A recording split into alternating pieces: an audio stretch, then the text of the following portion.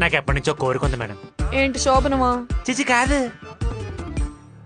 నేను పొద్దున్న లేచేసరికి నా భార్య ఎప్పుడే తలస్నానం చేసి జుట్టుకు టవల్ కట్టుకుని పూజ చేస్తూ ఆ సాంబ్రాణి పొగలోంచి నా దగ్గరికి వస్తూ ఏమండి కాఫీ అన్న కాఫీ ఇవ్వాలి. నేను ఆఫీస్కి వెళ్ళేటప్పుడు నా షర్టుకు బటన్ పెట్టి నా నుదుటి మీద బొట్టు పెట్టి ఎదురొచ్చి ఆఫీస్కి పంపాలి. నేను ఆఫీస్ నుంచి అలసిపోయి వచ్చిన తర్వాత నా తలకు నూనె పెట్టి మద్దనా చేసి కబుర్లు చెప్పాలి. ఎప్పుడైనా ఖాళీగా ఉన్నప్పుడు ఇద్దరం కలిసి కూర్చొని వంట చేసుకోవాలి. కానీ మిమ్మల్ని పెళ్లి చేసుకున్నాను కదా, ఇవేమవ్వని అర్థమైపోయింది. అయ్య బాబాయ్, ఏంటంత గట్టి కొట్టేశారు? ఇందుకే మీకు దూరంగా పారిపోయేది.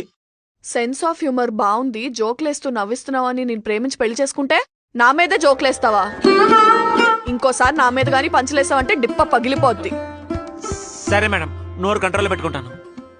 సారీ స్వామి, గట్టికి తగిలిందా? చేదియా గట్టి కొడితే తగలదా? పర్లేదులే.